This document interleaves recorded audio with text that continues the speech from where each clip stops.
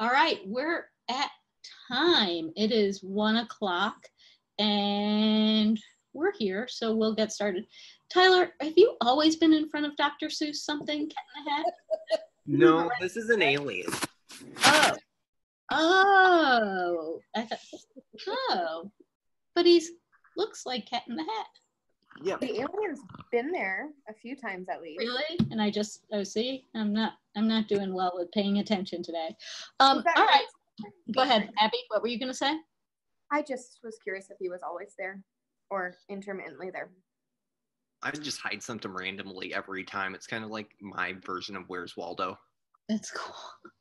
I used to have, and then we will really start. I had this little gnome that somebody once gave me, that like sort of this ugly little gnome that people would take and hide in different places to scare each other because it was so ugly, and you'd look down and you go, and there was this gnome underneath your desk or in some weird place that you'd look really quickly and it looked like someone was there. Anyway, so welcome everybody. Like I said, I'm sorry, our speaker, we were going to have a speaker on facilitating middle school learning, but couldn't make it today. So I'm going to try and do that for next month, next month, which is April.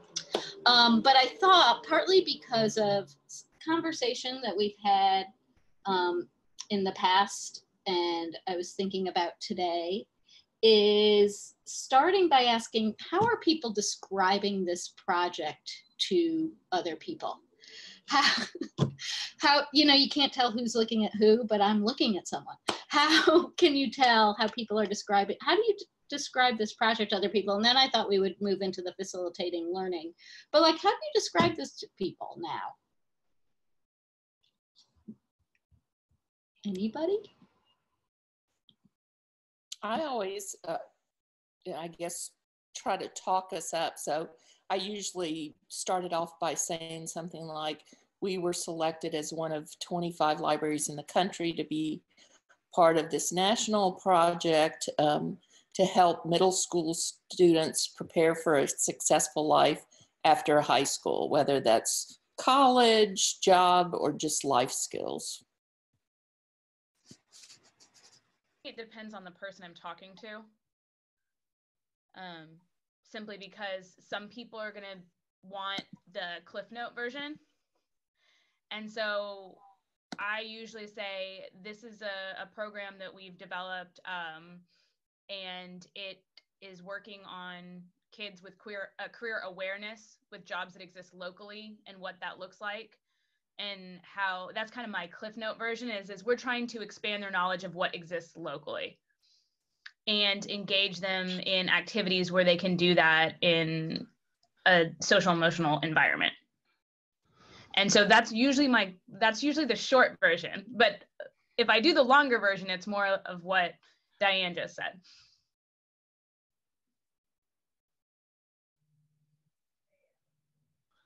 Hello, Bailey. We're talking about how people describe this project and what they're trying to do with others. I'm sorry. How you? We just had like a super rush up front, so I had to step out to help with that. Okay, so you. That's okay. So we're just. I would say I threw out the question about how people describe this project to others. Oh. And, yeah, because I'm curious, and also just thinking about where we are in it now that we've been in it for, all of you have been in it for what, December? When did we go? It was November. December, January, February, March, April, almost 5 months. Yeah. I guess I'm also curious if it's different. Like, have you changed how you describe it and how you describe it, and then how you get that people interested through that? Because I know in the beginning people were saying like, I'm not sure how to talk about this, so I'm just checking in on that. I feel like I've changed it a little bit, how I initially describe it. It's another meeting. Yeah. I was just in another Zoom meeting. They were back to back. Like I met with the funeral home director last week, and that was really fun and very interesting. And I feel like with him, the conversation was more like relaxed, and maybe because he has a middle school age kid. And so I didn't start, like I have been starting it out with, hi, I'm Bailey, or if I already know the person, and we recently got this grant and I'm gathering information about how to prepare adults for, or middle schoolers for adulthood. And so instead of even saying anything about the grant, I just said, we're working on a project to be able to develop a program to focus on middle school age kids to get them adult ready. And it seemed like the conversation took off from there. Nope. I'm muted, so I keep muting myself. Oh, hello. What happened? There's someone else there. That's her daughter. Hello, yeah, daughter. this is it's spring break. I don't know where my video went. Oh, there it is. Say hi, Haley. Hi. I got to get her prepared for adulthood. So, Bailey, tell us, so how did the funeral director react to that? Did he ask questions? Did he have ideas right away? Not like a lot of ideas other than like his personal experience with his daughter. I used, and I don't remember who posted this. So somebody had posted a little printout on the COP about questions that they were going to take to a meeting. And I used that and it was wonderful. So thank you, because it helped me stay on topic and I felt like they were worded very well. So just like, tell me what you do, what kind of skills does it take to do what you do? How did you even get here? Because that's not what he wanted to do forever. And, but it's been a big consensus that the lack of soft skills, and interpersonal, or like personal communication skills has been a huge factor. And the younger people that are coming in and applying for even just like maybe a secretary position or, whatever the case may be. So he talked a lot about that. Got it. Well, so I'm looking at the chat. Yeah, Allison, Yeah. I think that's very common. Are other people, Carly, you're shaking your head. Tell us, what are you hearing? So I don't know, I visited with our high school last Friday. We actually had an author, I got to take an author out to our school. And anyways, I thought of asking the middle school about, what we can do. And it just seems like the school librarian that we have, she just seems to push me off more to the high school instead of the middle school when I'm wanting to be there for the middle school. And she told me that I would have better luck with the high school. So I don't know. I guess it's just a thing. They want high school students out, I've heard from several people, like when I tell them about middle school, that they're like, I wasn't even thinking about this in middle school. So why would we take the time now to concentrate on middle school students? They don't need to think about this now. And so it's been kind of hard to know what to say to that. What do people think? What should Bailey say? I think it's cool to talk about the forgotten middle. And I remember I used to, this goes back to the first question too, in talking with potential partners, I'd say something like, okay, well, there's this study called The Forgotten Middle. I'll send it to you if you want to read it, even though it's really long. But it's like, yeah, I would share it with them and then try to phrase, I'm not being articulate. You're doing just fine. Say something like, it's important that we use the same idea of these middle school grades that relate to after high school preparedness with the social emotional skills as well. Okay. Yeah. I like that. I like that too. And I like, Tyler, what you're saying. Can you expand on that? Tell us more about that. Well, I've had that a little bit as well, especially because immediately on dealing with the school, they wanted to throw me right to the wolves in high school. And I'm like, no, let's go and pay attention to the middle school. And then I had used that argument with the learning achievement gap. So usually around the middle school grades is where we start to see if students are falling off, that gap begins to, or I should say chasm begins to widen, and it becomes harder and harder to actually catch up and achieve grade level proficiency as they go throughout their school career. So I'm like, let's just use this as a method of engagement. Would we rather have them reading about something that they're potentially interested in, whether it be baseball, you know, beekeeping, whatever, or just falling further and further behind? Awesome. Anybody else? Hi, Sigrid. Welcome. Anybody else? Questions about that? Oh. Yeah. Go ahead. I think Go ahead. it's on the COP as well. Okay, that's what I was. Yeah. Okay, that's what I was going to haven't read it ask. since the very beginning, but Okay. Yeah, I wish the forgotten middle, you mean? Is that what you're talking about?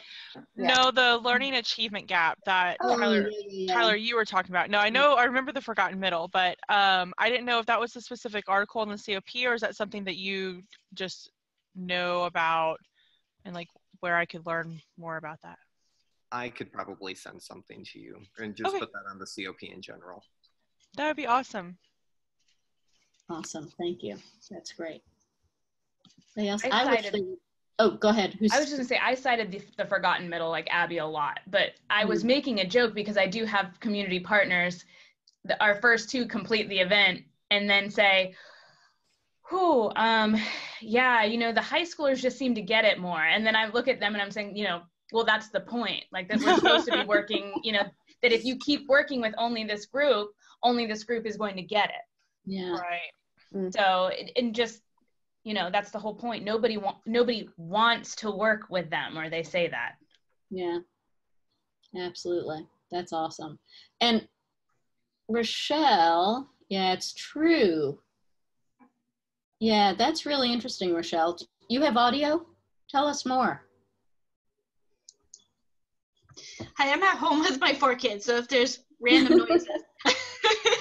That's all right. One thing, meeting with people, when I tell them, because a lot of times people will say, oh, middle school, that's really young to start thinking about careers in college. Why not do it with the high schoolers? And I usually just bring it to the idea, like, when you're in middle school, you start thinking about long-term, like, for instance, you really love computer coding. What can you do in high school? What classes can you take? What clubs can you join? If you know what you're wanting to do, or like at least a passion that you have, you want to develop in middle school. When you get in high school, you know what classes to take, electives and clubs to join, which eventually helps you long term. A lot of people, when I tell them that, they're like, oh yeah, that's a really good idea. So. Yeah, that's a great way to think about it. I feel like we should have do we have a Google Doc or something with all these different ideas? Have we started something like that? Because I think that I could take the chat transcript and start that, and then we could add to it as people have them. Because these are all really, it's like talking points, right? Having a list of talking points. So, okay, we'll do that. Thank you, Tyler. And Carly, tell us more about that. Your summer jobs. Yeah, so I have partnered with the Purdue Extension, and we came up with this program called Launch Into Your Summer Job, which is going to be held here in our library. And so we're going to have like papers laid out where kids can fill out their resumes and just get a feel of like how they should be filled out. And then we also have computers lined up that we have found safe websites so that they can pretend to upload a resume, because I know a lot of jobs are online now and they need to upload their resumes and everything to the internet. So yeah, and we're gonna have a taco bar because everybody loves tacos. So we hope it works. So what age group, Carly? We've left flyers at the middle and the high school, so it's about any teens really are allowed to come and try it out. So I have another question, which being me, so the resume thing, Allison and Abby and maybe Bally was there too, heard me on this last year. So the resume thing, I don't like. What do middle schoolers put on their resume? See, that's what we're wondering too. We just, thought it was a good idea. We just want to see what they put, maybe even like their ideas of what they would like to see on a future resume. So, yeah. Yeah, because I keep thinking, and it was in that, what's that report? The Seattle report. It's like the resume writing, I worry we push that too early. So I'm thinking, Allison, about what you put in your community of practice post about the skills. Can you talk about that? Like talking about the youth, about their hobbies and their skills. You know what I mean? Yeah. I mean, and that's a Carol thing too. And just that doing that snowball activity, I kind of morphed it to be followed by those mock job interviews. And so we did go one by one. I had them take the little snowballs one by one. And so we discussed each one separately. And we talked about what sort of skills, those types of activities. There was sports. There was a lot of art listed. So we kind of went over creativity and design, and a lot of sports like Taekwondo and things like that, which discipline and those types of, they came up with some good things. I had them write down 2 to 3 things, which if one of them was like really off the wall and I couldn't think of anything, then at least I had a backup 1 or 2 to kind of pull from. And then I just ended with basically telling them that they were just going to go sit down with somebody and talk on a one-on-one basis about the skills that we just identified. I said, everyone filled out a paper here and we went over a skill for every single thing that was on every paper. So there's no reason why you can't say you don't have any skills because we just went over them. And so that's kind of how we ended and just wrapped up with that, you know, we just discussed this. Now you just have to go say it out of your own mouth. Go ahead. No, I think it's pretty simple, but they don't think that. Right. I think that part is important to get them to talk about and connect with what they are good at and interested in. Both of those things from their own, just like you said. Mm-hmm. Well, and even like with the art and the design, you know, there are a lot of engineering jobs and those types and electrical engineering and all of that involved in the communications industry. So, and there were a lot of careers that I could link some of their like marketing. They went over marketing. So they saw marketing professionals and how they design websites in the morning. They saw how fiber was spliced. They saw how, you know, the receptionist greeted them when they came in, and they saw how those types of things. So it was kind of easy, since they had already seen some of those, to then think, oh yeah, I guess that person does have to do that. Mm-hmm. Yeah, so maybe, Carly, it's a skills resume as opposed to right? Or something like that. Yeah. Yeah, I like that. I like what we've got, what we've been talking about over here on the group chat. I'll mention that to Sarah, the lady I'm working with the Purdue Extension.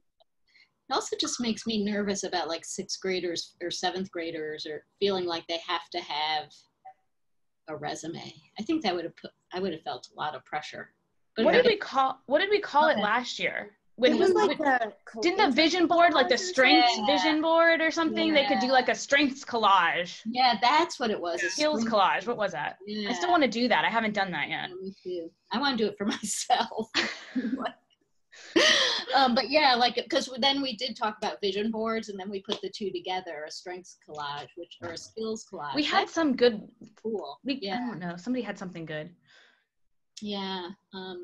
I think that's really interesting. And that will also help, I would think, that would help the people you're working with to think a little bit differently. That we doesn't have to be a resume in middle school. It could be something that talks about their skills and interests, but not necessarily this is the job I had or whatever. I'm just reading. Oh, yeah. Yeah, that's a good point, Rochelle.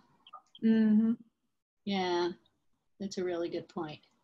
So thinking about that would be also great to see some examples. Mm-hmm.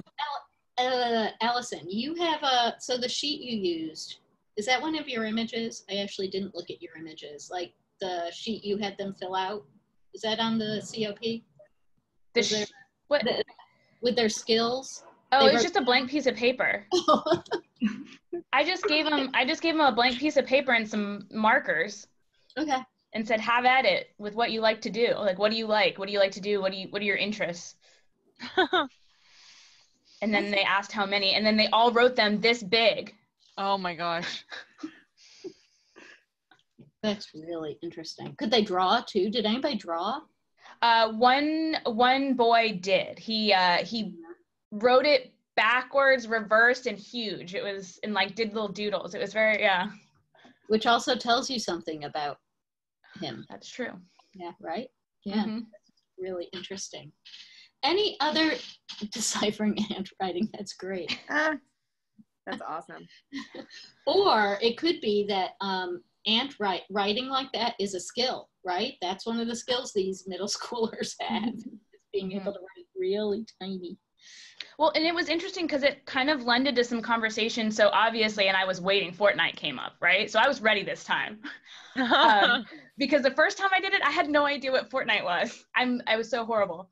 Yeah, it was over a year ago. And so this time somebody said it, and it actually led to a conversation because one of the other teens wanted to debate the fact that video games don't require skill sets. So. But that was an interesting conversation. Yeah, which is not true. Yeah, so what did they, so that's, that would be great to also bring into jobs. Like, what were the skills they came up with for video games? Did they? Problem solving, It wasn't. strategy. Yeah. And then we also used Fortnite. I also used it in a teamwork, because I asked the teen, I said, well, can't you play with other players? And don't you have to be on? And so he kind of went into how you can form a team and how you have other players, and, other video games are like that as well. So, you have to work with a team.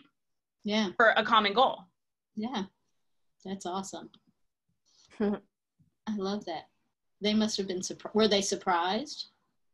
I think a couple of them were. And I also think a couple of them don't realize that people actually have to design those games. Yeah, exactly. Which you think would be pretty obvious, but it's not. Yeah. Rochelle, that is awesome. It's great. That's really great. Anything else about the conversations you're having? Oh, right. Tyler, tell us more about that.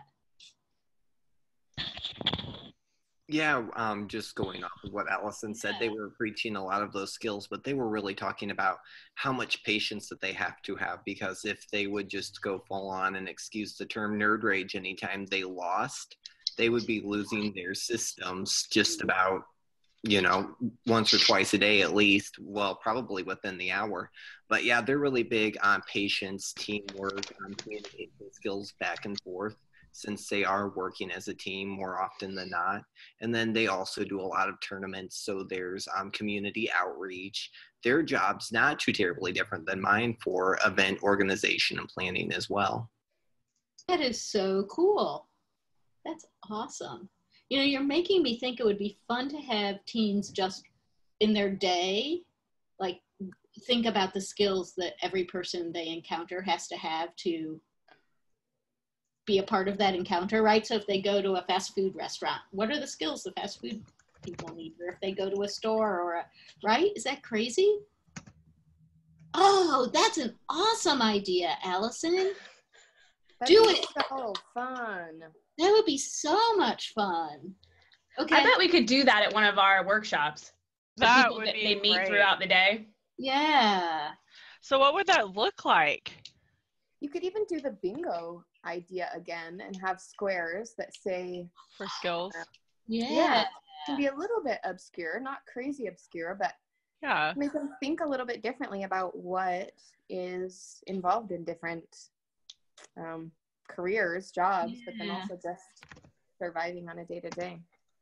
And I feel like Tyler could do that at Meet the Scientist Day. Yeah. Cool. Yeah, definitely. Love that. And That's a good idea. It's because the bingo's an awesome idea, but I'm also thinking, like, as they talk to people, so could you have more, I guess you'd have to have more than one, like, I want to have 5 squares with the same skill, because every person they meet might have that skill, and making it too complicated. Never mind. I love that idea. So wait, what's the bingo that Todd did? Remember, he did a bingo last year. Abby did a bingo. You did. So Abby, what was in those squares? I only made bingo, but I didn't implement it, and he did implement it. But it was things like introduce yourself to 3 people, or make eye contact for a certain amount of time. It was very much about the minutia of social interaction. Right. So it would be a different one where it's like when you see someone who has this skill, or somebody's job takes this skill, whatever. Yeah. That's awesome. I'm writing that down. Yeah. I love that idea. I hope someone does it. Yeah, he did. And I put them in, you may remember a long time ago, I showed everybody I linked to the Airtable I created, and I haven't updated in a long time, but it's in there somewhere, because at that point, I took everything that people had uploaded or created from the first 2 cohorts. So I can find it there and let everybody know. Other things that are coming up.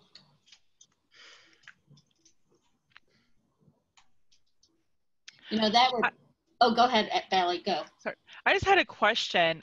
Who has anybody done like the basic, or not basic, but just a community meeting? Like, hey, I'm having this meeting just to talk about this, and you're invited, kind of thing. Not one-on-one. Has anybody on here done that yet? I did it last year, but you probably remember that, Bailey. Yeah. What? I've done 2 of them. They weren't solely for that. They were other meetings held in the library. And then I just took a separate section of time and said, while I've got you all here, let's talk about this. And then I put some Post-it notes out that they could write it down if they didn't want to, say out loud what their thoughts were. Okay. I'm just trying to think if that's something that would be good to do at this point. I haven't gotten a huge response on my surveys, at least not on the online, because I've emailed it out to the Chamber of Commerce. I've put it on our Facebook page. I've shared it personally, and then we have the surveys at the front desk. And I've been at a few different community events this last week and a half, and I've taken them with me there. And anytime you say survey, people roll their eyes and walk the other end. I'm like, it just takes 2 seconds, no big deal. So, and I've had a few one-on-one meetings, but I'm just wondering if it would be a good idea, like how successful it was for other people to have that open meeting. Bailey, the other thing I've done that I've gotten a lot more feedback than I anticipated, I have on the whiteboard in our library a couple questions. What do you wish you knew when you were a middle schooler, or what do kids today need? And again, I left Post-it notes out, and people continue to keep, writing replies and sticking them up there. I like that.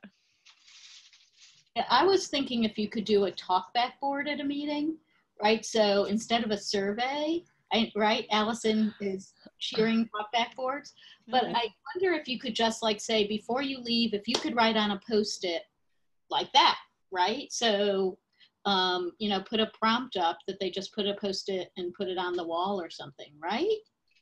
Yeah, I think that could definitely work. Yeah. Allison? Are you trying to identify the need, or are you looking for more ideas of what the project could look like? A little bit of both. I mean, again, like I feel like just with being new, I've taken so much time just getting to know people in the community.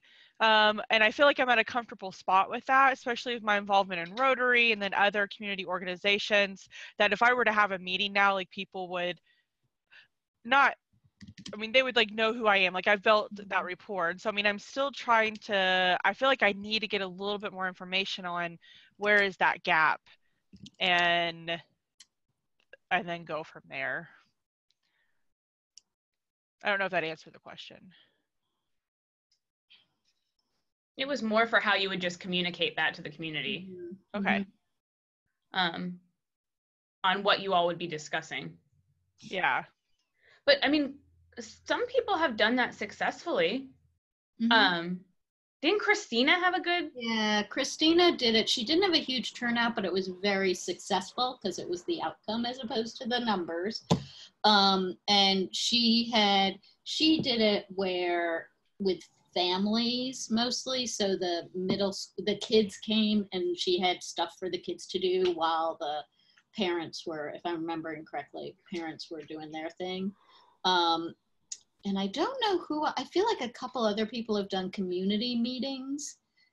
But I wonder, Bailey, is if you were to do that, thinking about exactly what you want to get from it, and then maybe having people that you've already connected with facilitate and get the word out, like you would too, but help you to like make it a community working on the community meeting. Does that make sense? Yeah. Yeah. It does. Thanks. You're welcome. Hello, Laura. How are you? I'm trying to unmute myself. Did I not? Yes, I'm recording. Thank you. Okay. No, I'm good. Good. I'm good. Everything's good. I'm sorry I'm late. I was trying to deal with some fires. You know how that goes. Yeah, absolutely. We've had a few of those already today. So that's great. Thank you for checking it. Diane, I have it record automatically.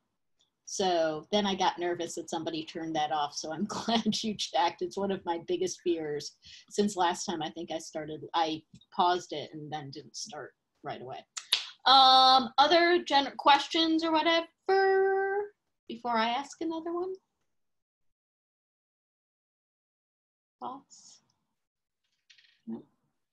What about Tyler? What? About the planning for results? What are you discussing at those? So we're trying to identify community needs and then see how we can go ahead and relay those into library services. So I'm going to touch at least within youth services on the Future Ready with the Library grant that we have going on, and then other things that the library can be working on to improve our outreach. When is that? Oh, there I see it. Yeah, I have my first meeting is March 25th, and then I have one on April 15th as well. Cool. And you'll tell us all about those, right? Oh yeah, those are the best.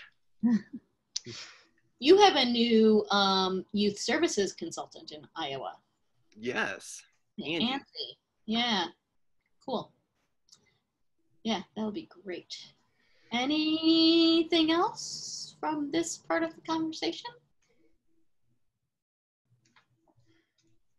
All right, so last week the coaches and me and Carol were talking about the idea of facilitating middle school learning and what that means. And we had some of that discussion last week. It came up a little bit, and I think that Lakeisha talked a little bit about it too. So, and I maybe it's a good thing our speaker didn't work out, because I'm wondering, like, what do you see as, what does that mean to you? That's my first question. What does facilitating middle school learning mean to you? Hi, Javier. Or you can say, I don't know, or you can say something. What does that mean to you? I just think of exploration. Expand on that, Abby. What? Say it again. Getting their hands on experiences. I feel like how Allison was talking about how they got to see like how the. Can you repeat the question? My internet froze. What does facilitating middle school learning mean to you? Go Bailey.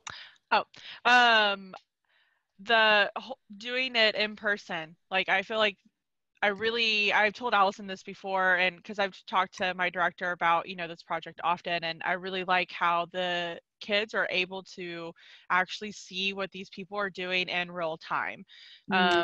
And they may not even realize that they're learning, they may not even realize that they're picking up on these skills.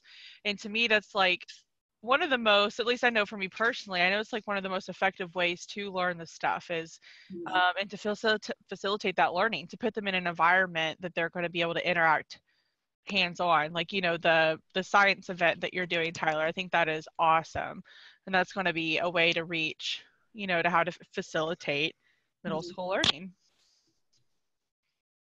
That's it. Who else?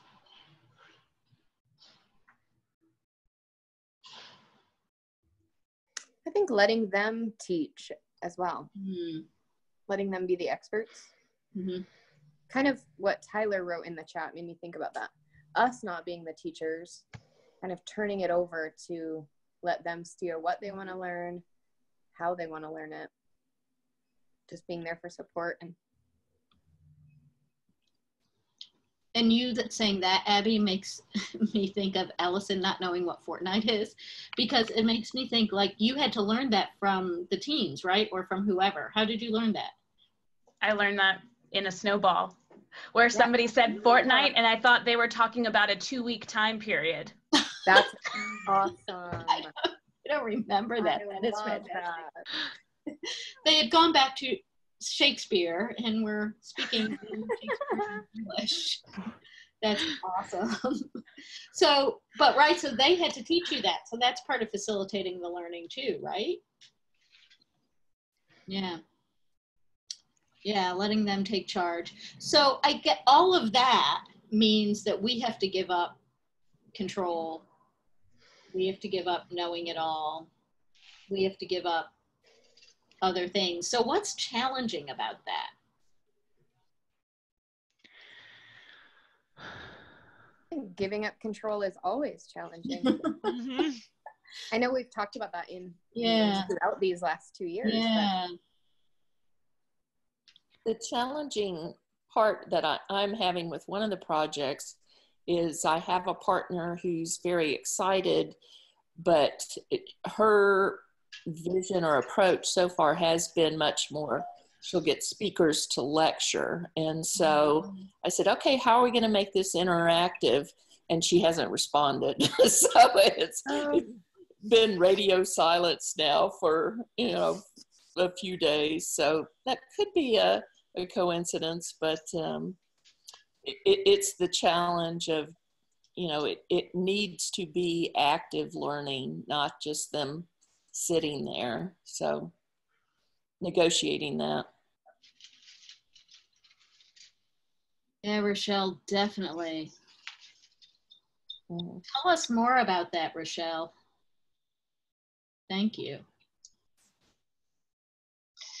I think letting kids fail, even like they could be working on a project and you know it's not gonna work as an adult or parent teacher, you just know it's not going to work for them. But just stepping back and letting them experience that, okay, this really didn't work this way, and then having them learn from it and go around and figure out how to make it work, rather than just jumping in and helping them right away and giving them the answers.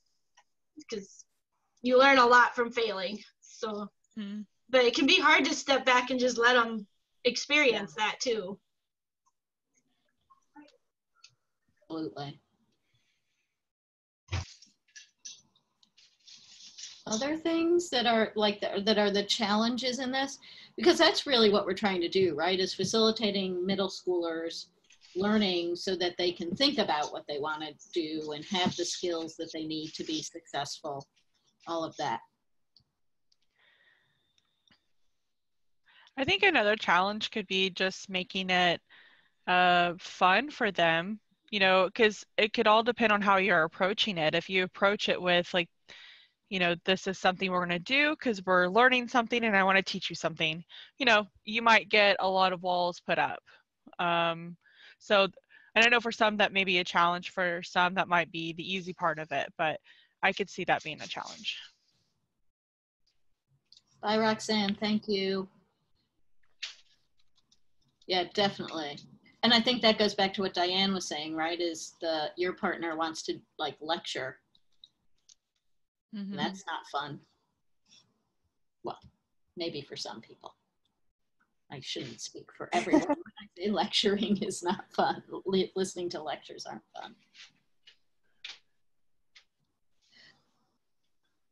So going back to that idea of what Diane was saying and what Bailey just said, I wonder, so what do we do when we're working with community partners to help them see that this is a part of what we need to do? It's not just teaching how to write a resume. Sorry, Carly, that means nothing in terms of what you said, but it's not really about writing the resume, right? So how do we help community partners? Or Diane, it's not about the lecture, it's about the interaction and the co-learning and all of that kind of thing. How do we bring that to community partners? Because I don't think we've really talked about that.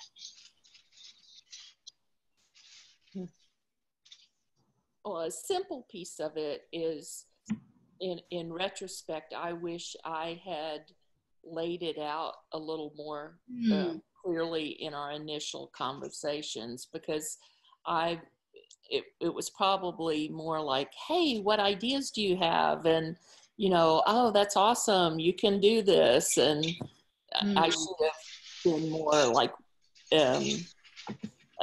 here are the guidelines we need to work within, and it needs to be engaging with the kids. And, you know, a minuscule part of it would be somebody talking. It needs to be very interactive.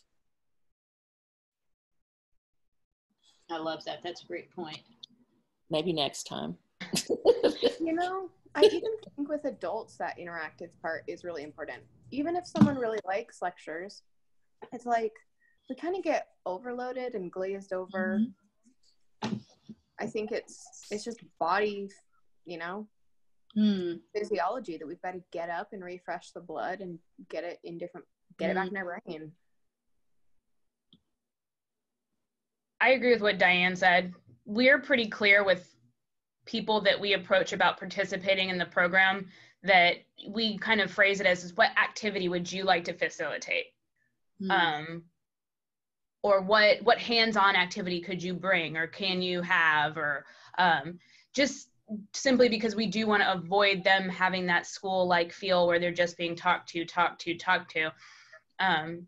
So we're usually pretty clear. And I would also say that I think that at this point, a lot of our community partners look at myself and my partner as experts, that we've done this, we've had some under our belts, and they think, okay, well, they must know what they're talking about. We don't want to bore these kids to death. So I think sometimes when you're clear about that in the beginning, some people think, oh, okay, I can't just go talk. Thinking about what you're all saying, do we need, because I was going to have someone talk about what all this means, facilitating learning, but I'm wondering if we need someone to talk about how you help other community partners learn how to facilitate learning, right? Because I think not everybody is necessarily 100% skilled at it, but it seems like people know what we're talking about and what we're looking for, but our partners might not. Oh, Tyler.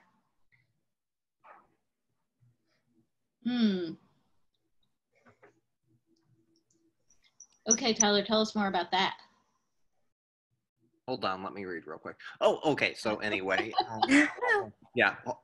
I'm kind of vapid. Anyhow, a lot of times the people that I'm talking with want to go ahead and preach about what they do as well, and treat like any sort of session or activity as like an orientation and just preach the gospel of like beekeeping or something else.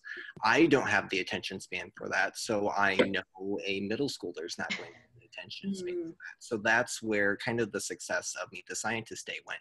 We focused on one skill that they would need for their career, and then we did an activity with it, utilizing that skill. That's great.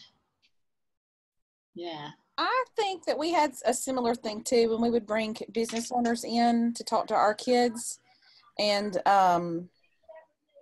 they would, like he said, want to tell them everything that they did. The kids already knew what they did at the business. They've already heard what the overall purpose of the business is. It was getting to the nuts and bolts of how they did that.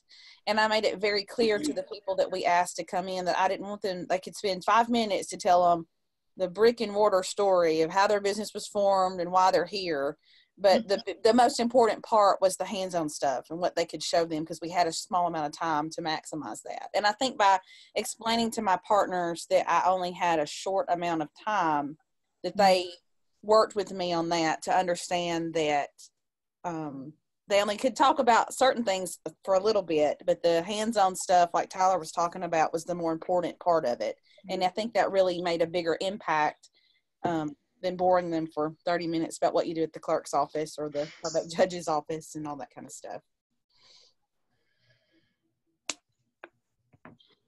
Yeah, I'm thinking about the tying a tie, Allison. I find that to be one of the most powerful things I talk about. I've told that story in different things I've done, because I think that, and reading your post, it's learning how to tie a tie, yes, but what happened when they were talking with the, was it a VP at the bank? Yeah, he's the vice president. He's also in charge of marketing. So he's a very charismatic person. Yeah, but that was so they learned about his job, but they also just built a relationship with him, which is huge. Yeah. That's awesome, Tyler. That's great. Tell that to your community partners. That could be a test. They can partner with you if they understand what you mean by that. That's perfect. That is great. Yeah. That's great. Awesome. Other thoughts about helping community partners understand what we mean by this and how to, I feel that would be an interesting also, like, open meeting is not about once you've built some partnerships, is all getting together and doing some training together or training each other on how to facilitate learning. Because I bet we'd also learn you would learn a lot of different skills and see where their skills lie that you can then use. So the general manager of the communications company, at the end of our program last week, he said he was going to do that with staff. Really? Mm-hmm. That he was going to have all the staff go through the different career exploration stations.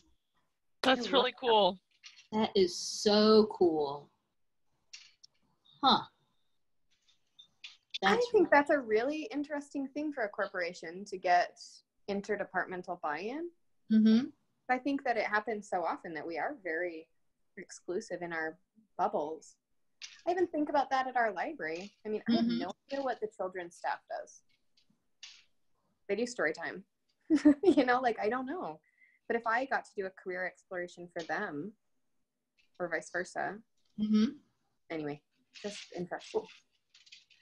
Well, and I'm also thinking about how, like, when we started, I would ask, like, how you talk about this project to other people. But if you want other people to talk about your business or whatever, they have to know all different parts of the business, right? So if you want your people in the library to be able to talk about the library or talk about the bank or talk about the communications company, everybody's got to know at least a bit about everything, right? Huh. Interesting. This project just goes in so many different ways. Well, you know what's also interesting? I sat in so our Future Ready project landed us on a really strange thing that the Chamber of Commerce is doing here, where they're looking at ways to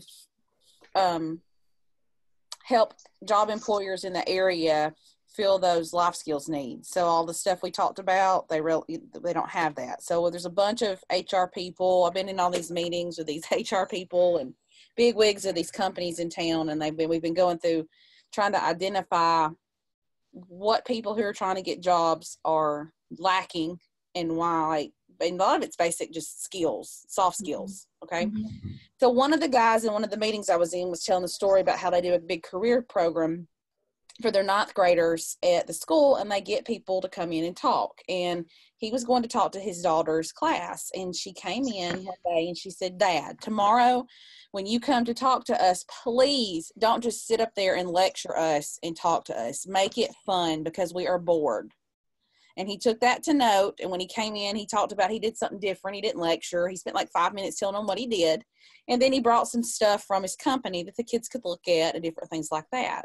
And he said, I didn't realize that the kids aren't going to say it, but they are looking for that hands-on thing because they're not learning it being lectured. And he says, I had to hear it from my daughter before I went and talked to her class for career day, and brought that up about how there was a lot of lacking, and that we're going to all these businesses, but they're telling them all the life skills, like you should show up for work on time and you should dress appropriately and all those different things. So I found that that's been very interesting, that from a kid's perspective, they might never say that they're looking for the hands-on approach, but they are looking for it. We're just, some businesses or places aren't delivering that hands-on approach. I thought that was very interesting. Well, and they probably don't know how to articulate it, right? Like they might not know that what makes what they're doing, what's happening, boring. But I also think that people don't always feel comfortable not lecturing, right? So, how do we help people to do that? Not everybody is the charismatic banker or the scientist or whatever who can. So that also is something to think about. Like maybe somebody isn't the right person to be doing this. How would you handle that though? Like if somebody really wanted to be involved and was passionate about it, but maybe you knew their personality wouldn't have been, isn't the best for that. Although I just saw what you wrote, Allison, about the script. So maybe having that script would be the way to do that. Although you can't fake enthusiasm. Although I guess you could. Or comfort with middle schoolers, because I think one of the reasons several people have said that, oh, they just told me to go to the high school, but I think that's partly because people are afraid of middle schoolers, right? Yeah. I think it's so much the norm as well. Like what Allison was saying, that everyone already gives the focus to the high schoolers. Yeah. So it's like, oh, you're going to work on career readiness? Here's the perfect audience. I'm just going to reiterate everything other people say to me. No, that's all right. But I'm thinking too, is Valerie asked a really good question. So how do you tell someone, I'm going to put Allison on the spot because I know from earlier today, is how do you tell someone no? Allison, how do you tell someone no? You tell them no. No. Bailey and Abby might know this, but even when I was originally developing my workshops, we kind of had to just tell a community partner that we didn't feel comfortable with their interest level. And we gave them the easy out and said, hey, somebody else expressed that they might be interested in doing this. So if you're not ready for it, then don't worry, we can talk about it next year. And so they took that easy out. And then just this week, I had to have a conversation with a major partner that's was taking a 2.5-hour chunk out of our June workshop. And I had to let them go. So now I'm trying to fill 2.5 hours, but they were unresponsive to emails, and they had not given us an agenda, and we started meeting with them in July, and they still hadn't given us an agenda. They still had not sat down and met with us to brainstorm. And they also were supposed to show up and observe the career exploration stations at the communications company, told me they would be there, did not call, did not email, did not show up to observe. So I just had to tell them that unfortunately this year that we didn't feel comfortable with having them participate in the event simply because they seem to be distracted. They're currently trying to build a new facility. And so I told them, I said, I understand that that's your priority right now. And unfortunately, this is our priority. And so we need an agenda, and it didn't work out, but let's table it for 2020. And I'll reach out to you at the end of the summer. Yeah, it's hard.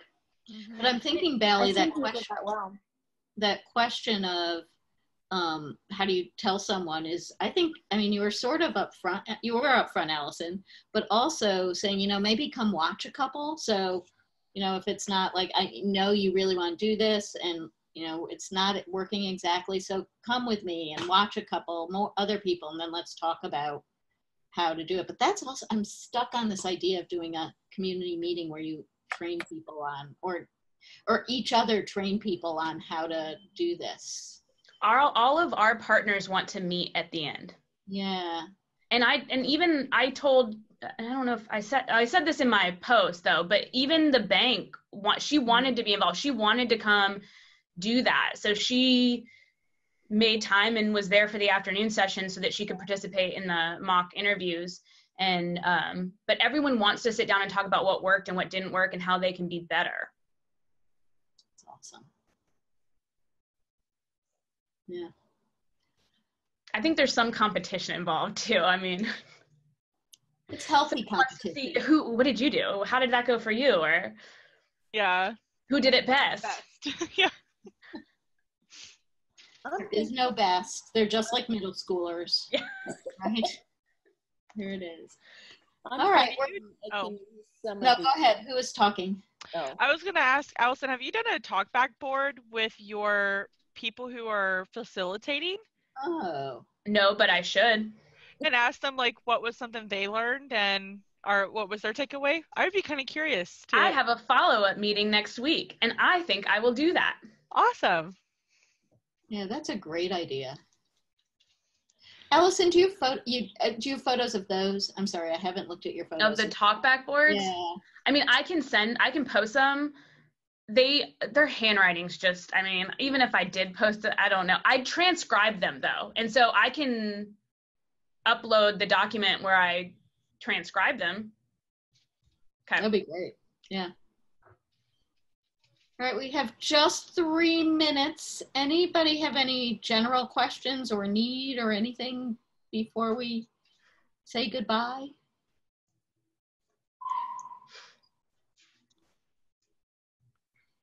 All feeling like you're moving ahead pretty well?